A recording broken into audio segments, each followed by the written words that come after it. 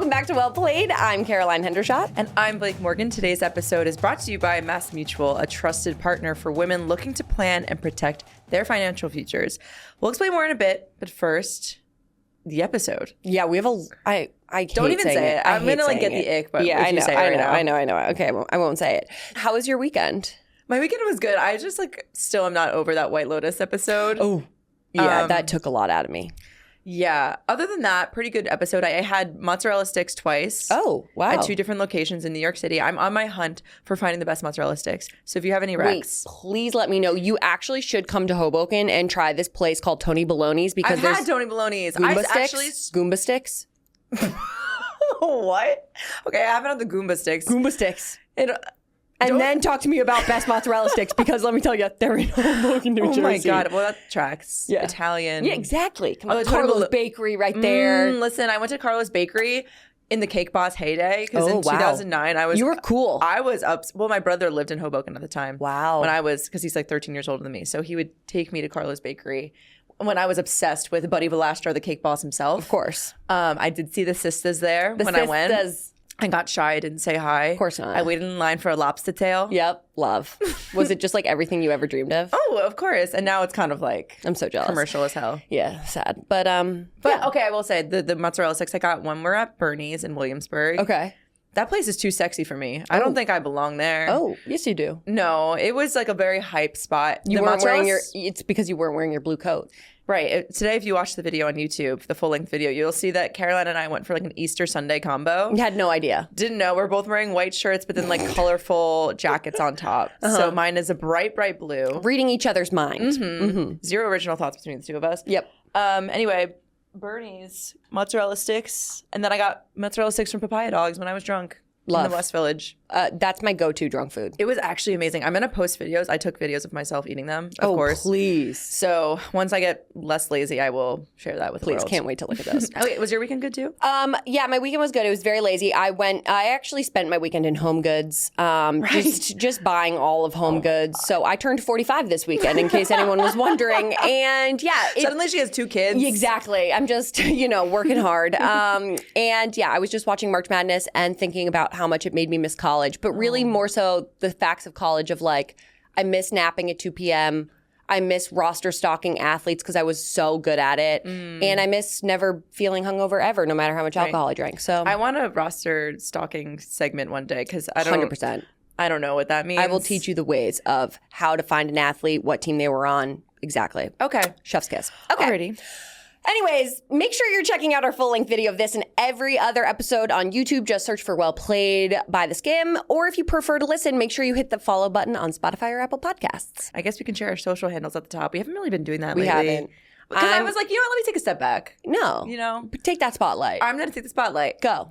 My Instagram is BLAAAs4KsE.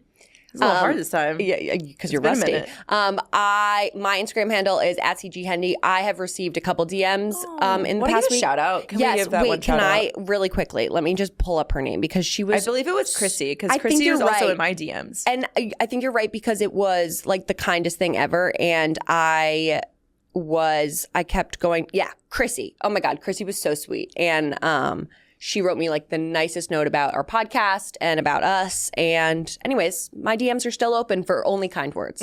Blake's are open for anything. Open for business. Okay, as always, we've prepared a roundup of our favorite stories dominating your feeds this week. It's time for Playing the Field. Guys, it's officially hard launch season. Yeah. I don't know what the hell was in the air last week. No, here's the thing. It's over the winter. It's cuffing season. Then as it comes springtime, the breakups happen of those relationships that weren't meant to last. Mm-hmm. And now it's those ones that have made it through winter, boom, hard launch. Test of time. Yeah. Yeah. So this week, lots of celebrity athletes going Instagram official with their new love interests. Mm-hmm. There's at least 3. Mm-hmm. A potential 4th, which we will talk about later. Yes. But let's start with the couple everyone was speculating about the past couple weeks. We low-key called it first. We did. Not saying we are mind readers, but we're mind readers. Yeah. So Trinity Rodman, soccer player, Washington Spirit, and Ben Shelton, that guy who plays tennis. That guy who plays tennis. Yep. He's pretty good at tennis. Right. So U.S. women's national team soccer player and tennis star officially went public with their relationship by posting an elevator selfie featuring Trinity giving him a kiss on the cheek. Yeah. My immediate reaction, I was like, that TikTok was not the beginning. It couldn't have been. Right. No. Because then all of a sudden you're posting that quickly after, and it's a kissing on the cheek picture. Right. It's been about maybe 2 weeks since we talked about that TikTok flirtation situation. And now I'm like, do you think they have to get this stuff cleared by their like PR teams or anything? No, I think because they're both 22, they probably just follow the online trends and are just, you know, feeling it. But I do think that there had to have been interactions before that TikTok. Right. Interactions before the TikTok. And also I wonder if she was like clearing which photo he could use to launch 100%. it. You know what I mean? Yeah, 100%. And also it was buried in the back in of a dump. In a photo dump. Yes. For those not familiar. Yeah. Oh, sorry. I just realized. But it's kind of like remember how everyone thought like Taylor and Travis, like her going to his first football game or not his first football game, but going to a football game was like the first time that they were interacting. No, there was a storyline before that. Yeah, you know, my good friend, Travis and Taylor. But I just think that there's definitely like, there were some happenings before the TikTok. They do feel like children to me, I will say. It's because Ben Shelton has a baby face. That's true. And they are 22. True. Oh, but also Trinity Rodman, pink hair's back. Right. And it's electric. She looks so good. I did see the National Women's Soccer League posted She makes me want to dye my hair pink. I don't think it's in the cards. Just like get a wig. Go on Amazon.com. Yeah. Get the wig first. Yeah. Try it out. Yeah, probably not a good idea before the wedding. No. Especially that gorgeous black hair. If we bleach that, I don't know. It wouldn't be good for anyone's sake. Oh yeah, but also did you see that men's tennis star Francis Tiafoe? Yeah. Did I say his name? Yeah, right? you did. He took credit for setting the couple up. It was so funny. He did like a little interview. Hilarious. And he pointed out that he was like, yeah, he tagged Trinity Rodman as if we all don't know who she is. Exactly. Like, everybody knows who she is. And I was like, yeah, we do. Yeah, and then she also had that video reacting to like when Ben Shelton posts a girl and it's like, and then she's like, oh, and then you realize you're the girl. And I was like, queen, love her. Yeah. So I'm really here for it. I'm rooting for them. I'm glad that he made that, like Francis, I'm calling him by his first name, made that distinction because I knew Trinity Rodman. I like have never seen baby Ben Shelton before. Right. Because I'm not tapped into that world. That's okay. So now I feel validated in the moment. Now you know. The other relationship that we need to get to, Tiger Woods, hard launching, but like everyone I think already knew. I didn't know because I don't follow Tiger Woods because he's a 50-year-old. Yeah. But hard launching him and Vanessa Trump's relationship, I will say, I think I have the most issue with the caption. He said, "Love is in the air and life is better with you by my side. We look forward to our journey through life together. At this time, we would appreciate privacy for all those close to our hearts."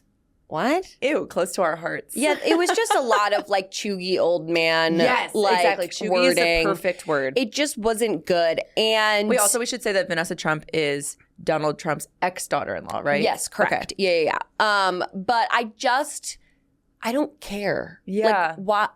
I understand athletes wanting to like post information about themselves first because it gives them more ownership over the story, right? Sure, totally. I don't care, Tiger Woods. Sorry, you're old. Well, I know. I would love to get some input from somebody else who was an adult in 2009 because in 2009, yes, I was in 5th grade, you were in 6th grade. It was when the shit storm happened where, you know, your man, Tiger Woods, was caught cheating on his former wife, Ellen. I don't know how to say her last name. Elin, excuse me. Elin. And they just dragged him to filth. Rightfully so. Rightfully so. But also she, I think most women from then on out were just like anti-Tiger, you know? I'm anti-Tiger since then. It scarred me. Yeah. I was like, you don't do that. They made him out to be worse than like Lucifer himself. Well, of course. It was media. Wild. Yeah. Like, I don't know why that. It was so funny. Lexi Brown's co-host, Mariah Rose, who does Hoops for Hotties, she posted a video about it and she said the same exact thing. She was like, I have like personal beef with him for like no reason. No, literally, it was like a defining moment. I don't know why it was like that. It was crazy. I wonder if it was like the first of those things to happen where it was just like so, and because of his fame and popularity at the time, it was just like so out there. Right. But Sure, we're talking like 15 years ago, I guess. Yeah, I guess. Damn. Don't age us. I know. But also there was like emails involved, I feel like, or chat. Yeah, there was a lot. There was like a digital it was very in footprint depth. involved. Yeah, and then of course, like the golf club smashing the window. That was a whole thing. Can you explain? Because I didn't know. I'm pretty sure Elin, like in rage-induced kind of fit, was took his golf clubs and smashed the back window of his car. Amazing. As he was like, maybe he was trying to drive away or something. But yeah, Britney Spears walked so Elin could run. Correct. That's all I'm taking away from that. You are correct. Okay, last but not least on the hard launch list, we have U.S. gymnastics Olympic gold medalist Jade Carey posted pictures of her girlfriend Amy Sinicola with the caption, "Happy." Did you see those? So simple. Tasteful. Tiger, take notes. Yep, for real. Please for spare real. us the drama, the dramatics. We appreciate your privacy. No. For those close to our hearts. Yeah, goodbye. But I'm just really Enough. happy for them. I am really happy They for just them, looked too. so genuinely happy. It was very sweet. Yeah. And I think it just also adds to that little gymnastics group. Like Right. they are so, like they can do anything. Yeah. And like Perfection. Simone commented, affirmations. Yeah. I don't know. Love. It's love. really sweet. Yeah. Wait, but okay, can we just talk about the potential fourth couple we- on the horizon? We have to. Scoping. We're scoping. Because we were debating about this. Right. Well, for like proper reason. Yeah. Okay. So before we get into any true March Madness talk, we have to talk about, JuJu Watkins, Jayden Daniels. The courtside video that has gone Courtside viral. video. Yeah. So Jayden was at the USC game. Yep. I think it was Sunday, maybe.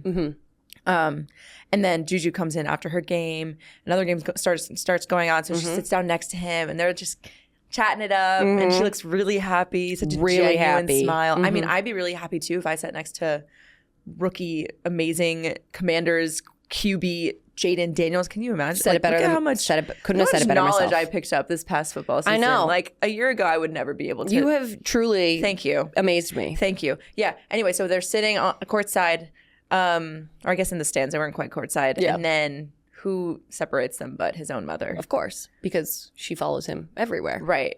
The worst cock block, I gotta say. Beyond. Which- Like, Would you be that kind of mom? fuck no. You know what? Okay, here's the thing. My parents in high school had like a very strict rule. Like you cannot go into the basement with your boyfriend. Like you have to stay in the living room. Yeah. My mom, of course, would like have to clean the kitchen for 2 hours and like have to do notes at the kitchen table. So like, here's the thing. I get that. But come on, he's a grown man. He's It's in the true. We NFL. forget that he is also, literally- just stop following him everywhere. I don't know. Wait, Like, does she actually follow him everywhere? she literally goes with him everywhere. It's anytime I see Jayden Daniels, boom, his mom. Which, like, God. okay, I understand. Family first. I'm here for that. No, but it's like a boy mom thing almost. Do you know what I mean? No shade to the boy moms. no, but like crossing the line. Right. Yeah. It was like kind of giving Pilot Pete's mom from The Bachelor. Like, Wait, what? I don't watch The Bachelor. okay, I only know this because Pilot Pete's mom in the finale, when he was like talking about Maddie Pruitt, who they didn't end up blasting because his mom inserted himself into the conversation, was like, don't pick her. She's not for you. Oh my God, girl, shut up. Yeah, for real. Like Sit down. on live TV too. It was a lot. So Wait, but the reason why we're talking about this. Here's the thing. There have been reports. And Not even reports. And you brought to Literal my rumors, I will say. And you brought them to my attention that JuJu and Jayden are first cousins. First of all. You know, I kind of regret ever bringing this up. Thank you. Because you do not look at your first cousin like that. Yeah. There was the smile. You do not smile at your cousin like that, no matter how much you love him. Unless this is like the 1850s where like that shit flew and it was fine, which it's not now, and it never was cool. But like they were doing that back then, but it's not then. No. Like I said, they were rumors. You saying calling it a report is a heavy, misleading of information. There have been a lot of rumors. A lot of rumors on the internet. Nothing has been confirmed. No, nothing at all. 'Cause And I I'm don't sure think that it's they're true. not going to confirm it. Because it's not true. Right. But it did add some fodder to the conversation. But also, it's just like, I just can't stomach that thought after watching Sunday's episode of White Lotus. Oh, That's God. all I'll say for those who haven't caught up yet. Pain. And also, people were saying, because overnight we learned that JuJu Watkins tore her ACL, she's going to be out for the rest of the tournament. Yeah. People were like, Jayden's mom definitely put a curse on her. She got a what? No comment, but Clocked it. yeah, I'm not saying The that. T is clocked. T is clocked. Not saying that they're wrong. Okay. I don't want any curses, please, and thank you. It's time for our Stay Ready segment presented by MassMutual. They know preparation is everything on and off the court. It's why they offer financial advice, tools, and support to help women win. This is the part of the show where we shout out the athletes who clearly came prepared this week. So, Caroline, who do we got for Stay Ready this week? Okay, we need to talk about skier Lindsey Vonn, who set a new record as the oldest woman ever to podium at a World Cup race, doing so with a second place finish in her last race of the season. Yeah, at 40 years old, she set a new mark competing in the Super G race at the Audi FIS Ski World Cup Finals.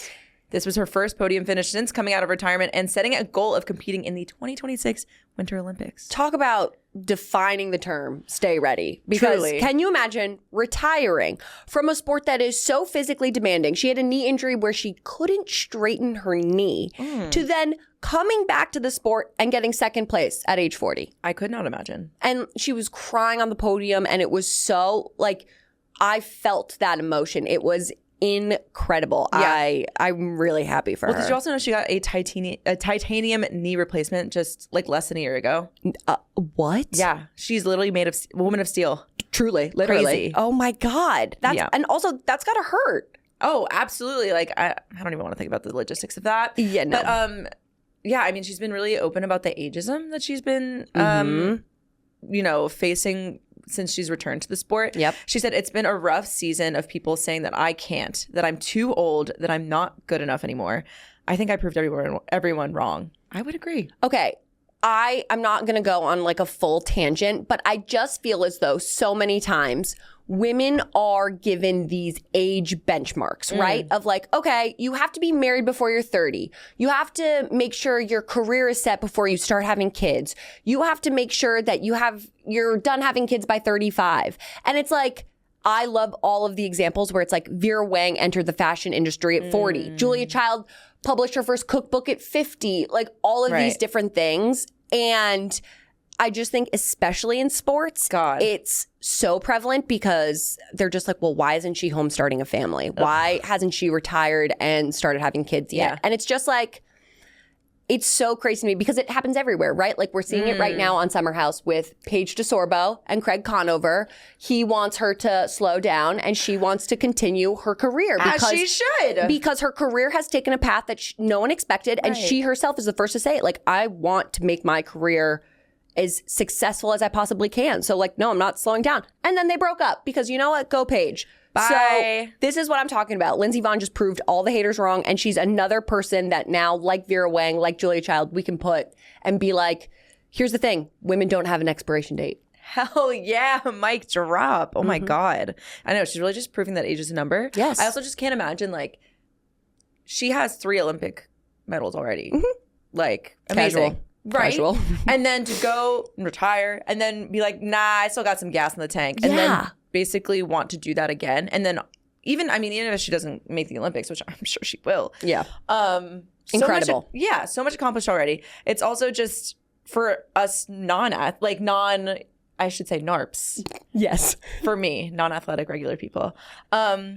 It's really just showing that age is a number. Like maybe your aspirations aren't World Cup worthy or Olympic worthy, but I'm talking to the adult ballet dancers 100%. in the crowd among us. I'm talking to the rec league soccer players. It doesn't matter. If you want to do it, just do it. Yeah. Try the new hobby. Pick it up. Do it. Have we forgotten how to have fun? Truly. Truly. What is life all about if not living to the fullest? Absolutely. That's it for Stay Ready. Thanks again to our presenting sponsor, MassMutual. Here at The Skim, we're big women's sports fans. So it's been incredible to watch women athletes, teams, and leagues finally be taken seriously. Unfortunately, female athletes face unique financial hurdles like unequal pay, shorter career spans, and limited sponsorship opportunities, which impact their long-term financial security. The financial inequities female athletes face reflect the hurdles all women face, like earning less than their male counterparts and pausing careers for caregiving. Beyond those inequalities, financial planning is still largely designed with male decision makers in mind, often leaving women underprepared for planning, growing, and protecting their wealth effectively. Thankfully, our friends at MassMutual champion women working to improve their financial futures and understand the unique challenges women face. They know that, like our favorite female athletes gearing up for competition, achieving financial success also requires prep work. That's why they offer tools, guidance, and strategies to help women confidently reach their money goals, all in the name of creating better financial outcomes for women everywhere. Visit massmutual.com/stayready to learn more. That's massmutual.com/stayready. Obviously, it's March Madness. Tis the season. Tis the season. So it's a great time to talk about revenue in women's athletics, wouldn't you say? Mm-hmm. Because everyone knows that women's games are more exciting to watch anyway. Correct. No, literally, like, not even a hot take. Correct. Sorry. So let's talk about this new study that was released by Deloitte, and it's suggesting that the industry, the women's sports industry, will surpass $2 billion in total revenue this year for the first time in history. It's because people are actually investing in women's sports for the first time in their lives. Say it louder for the people in the back. It's not shocking. Hello, we've been here. The report projects the total will reach $2.35 billion in 2025. That's over 3 times as much revenue as women's sports generated in 2022, just 3 years ago. Okay, and there's another quote from the article that I was like, whoa, that's crazy. So it says the projected amount based on match day, broadcast, and commercial revenues is predicted to have increased by 240% in 4 years. That's crazy. And like, it's just really nice, I think, because you know how people are like, where's your data? Where's the research? Yeah, give me the numbers. It's nice to have some research to finally affirm what we have literally been seeing. All the Chads and Brads in your DMs who are like, well, they can't make the same much as men because they don't get the same viewership. Guess what? 240% more. I love your Chad and Brad voice. Thank you. Yeah. I've really honed in on it these past few years. But in typical fashion, they're still not being valued as much as they should be. Well, inequity, let's say. Yeah. Especially in the world of college hoops. So perfect for March Madness talk. According to reports, the new NCAA media rights deal might have left some money on the table, according to some media consultants. This was really interesting to me. Yeah, me and the NCAA. Right. So for the first time, I should mention, and you can correct me if I don't have this fact properly. So for the first time ever, like women participating in March Madness. Yeah, they're programs. Yes, they're actually getting paid for the first time. Correct. Fucking absurd. Insane. Insane. Like, think of all those national championships UConn won like years ago. Yeah. They could have been getting paid a lot of money for that. That could have even made their program even better. I digress. So men's basketball programs have been getting paid for tournament success for the past 34 years. That's crazy. 34 years. And this year, the women are finally getting paid money too. However, some have pointed out that the women's programs could be getting even more because, the new TV deal bundles the men and the women's tournaments. If they were separate this year, it's only fair to assume that the women would be getting more because of how much more popular their games have been compared to the men's games.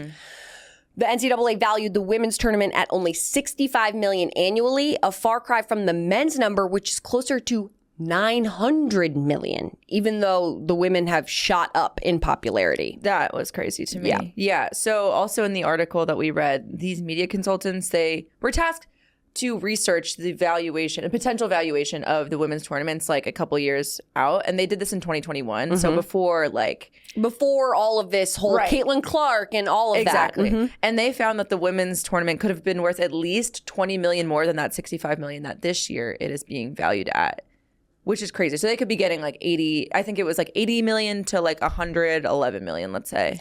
Like, come on. That's I'm just wild. tired of saying it. Like, okay, here's the thing. I get it. Great first step, right? Finally, women are getting paid. You got to get your foot in the door somehow. I totally respect it. However, be for real. Like, come on. I know. Especially, I mean, I wonder what the viewership numbers, I can only imagine it's going to be the same as last year where we saw that the women's tournaments were actually, I should say the finals, I think, were viewed more than the men's tournaments. Yeah, the product's just more exciting. And also, I feel as though NIL has affected the men's tournament more in a negative way, where maybe in the women's space it's more in a positive way, because now there's less Cinderella story runs, so like less upsets in the men tournament, and I think that's what people used to thrive off of in March Madness. Whereas women, it's just like the product's better now because of money going into the players and the women. That's really interesting. I'm just saying. Maybe we should have been paying them all along. Crazy concept.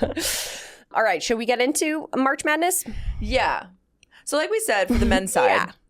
I'm just like excited to talk about this because this is really the first March Madness I'm ever clocking into. I know.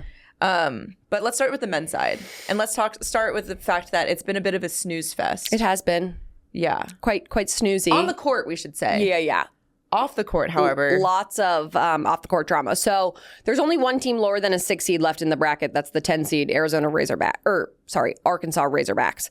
However, the only big things that I've heard about the tournament, one, Michigan's going to the Sweet 16 because they're the greatest athletic school on the face of the planet. Weird how that happens. And then also the drama with UConn's head coach, Dan Hurley, leaving the court after UConn played against Florida, who Florida is winning a lot of people's brackets this year. So he was leaving the court, and he was recorded by a reporter who caught him saying to Baylor, I think because they were playing Florida next, not playing Florida next. They were playing the next game on the court. So he was kind of like walking by their team as they were exiting, they were entering. And he was like, I hope they don't F you, Baylor, like they F'd us, and talking about the refs. Right. Because it was a very close game, and obviously UConn was trying to defend their national champion title. And so then that went viral. People got outraged at Dan Hurley being like, oh my God, what a sore loser. First of all, would you want him to be a happy loser? He's like trying to defend a national championship. Yeah. I get it. Yeah. And like, also, welcome to sports. Everyone complains about the refs. I would rather see like an actual genuine reaction from a coach versus like the get up on the podium and you can't say anything about the refs because you're going to get fined type of spiel. Right. So I didn't have a problem with it. However, you know who did have a problem with it? Who? The UConn, let me read this tweet. The UConn's director of men's basketball communications, Bobby Mullen, apparently approached the reporter who took the video and demanded that he delete it and threatened the reporter, saying he'd ruin his life. What the hell? And so now the NCAA and Raleigh police have launched an investigation into UConn's athletic department because of the threat. Yeah. Oh my God. Insane. So, Okay, what do you think of that? Is that gone too far? I mean, which Threatening part? someone's life. Yeah. It's not funny. I don't know why I'm laughing. Yeah, it's too far because it's like, okay, your coach was caught in the heat of the moment. It's also your job to kind of fan out the fires. Right. I don't know. Guy, you're the comms guy. Do your you're not job? Yeah, what? You should know best. Also, take your own advice. Don't say shit like that. Right. That will then get reported. That's what I'm saying. How did he get hired to be the head of comms? Bruh's underqualified. Yeah. That's all I got to say. So, yeah, that's what I've been hearing about the men's tournament. Couldn't tell you what's happening on the court. Other than Michigan's going to the Sweet 16. Right. And that's all that matters. Yes. That's all that matters. Yeah. So let's go into the women's side, shall we? Because please. they were back in action last night. Paige Beckers and UConn advanced to the Sweet 16. Okay, I heard the sweetest thing about her. So student tickets at UConn are usually free to all games, including home March Madness games. This year, students were required to buy tickets to the March Madness games. Paige went ahead and helped fund 1,500 free tickets for students. Wow. Queen! That is using your money for good. Yeah, totally. Also, like you need those butts and seats. Yeah, because like, hello, home field advantage. Right, We need that. exactly. Yeah, exactly. Can I also just say, yes, every time I hear Sweet 16, all I can hear is Hillary Duff's Sweet 16. totally. What a good Gonna show. Spread my wings. That was one of the songs. It's my chance to shine. Sweet 16. What a banger. I forgot about that. That song, I'm sorry, I need to tell you, because you know how like when you would go to your cousin's house and you'd like make your whole family watch you guys do a dance? Obviously. I didn't have a cousin like that, but I did have a best friend, Stephanie Robleski, who I did. Thank you, Stephanie. And we did, the only time I remember like performing was To that song. Yeah. I remember doing a cartwheel in the living room. And then everyone applauded as Yeah, they they're should. like, yeah, good job. Yeah, and they were like, "Can you please leave?" Okay, anyway, back to the anyways. Sweet 16. Yes. So then also, meanwhile, JuJu Watkins, USC Trojans advanced. However, it was confirmed late last night for us East Coasters that she has torn her ACL. She is required to get surgery, and she's out, obviously, for the rest of the season. That killed me. I am. When you sent me that was like the first thing I read this morning from you. I was know. like, I know. It was really aggressive. I didn't say like, hey, good morning, sweet, beautiful angel Blake. You're like, no, I was she like, tore her ACL. JuJu tore her ACL. And what kind of coffee do you want? Yeah, also the important Range of questions, emotions. the important things in life. Okay. Haley Van Lith also advanced to the Sweet 16 with the third different team in her career. She opened up about her mental health struggles too, which was like really amazing. She was just so vulnerable about it. So making the Sweet 16 with 3 different teams, not common, first of all. Just like casual. Yeah. Because she's transferred so many times. Yes. Wow. Yeah. That must be tiring too as an athlete, like getting used to all those different systems. And moving. Yeah, Yeah. literally. Not to mention. But yeah, back to the point about mental health. I also saw UCLA's Lauren Betts. Yep. She was also talking about, ESPN did a great feature on her. Yeah. Or profile on her about her mental health struggles and like her transferring also from Stanford to UCLA. And I just think it's amazing that these young women athletes, at least I've been seeing, are talking so openly about their mental health struggles. Yeah. Because it's something that I think athletes past just haven't really opened up about. And like Haley Van Lith was literally like in the locker room, just not casually opening up about it, but it was like being so open. Yeah. And I think like for our generation, it's gotten better about like, okay, you know, everyone goes to therapy. Right. Not everyone, but you know, like I go to therapy, I have anxiety, those kinds of things you're more open to saying. But I feel as though it's almost this like weird push and pull because we were raised by a generation that like kept everything like very private. And now the generation that's coming up is so open. It's like helping kind of teach the older generation like, hey, it's literally so normal to be like, hey, I have anxiety. Hey, I was depressed. Like, it's just really, I love it. They're really leading the charge. Yeah, keep it up, girls. Girls. And for the girls, that's it for this week's episode of Well Played, presented by The Skim. Make sure you're following us on all the platforms, Apple, Spotify, wherever you get your podcasts. Also on YouTube, Well Played by The Skim. And follow The Skim on Instagram because we actually posted this crazy Instagram reel with our guest, Sean Johnson, from last week. And it went mega viral. It has like 5 million views now. I'm sure it's only going to go up. And that was a really fun episode. So make sure you're following The Skim. Make sure you're following me at BLAA's 4KsE. That's it. And then also CG Hendy to follow Hendy. Thanks for listening to Well Played, the only podcast in the league of its own.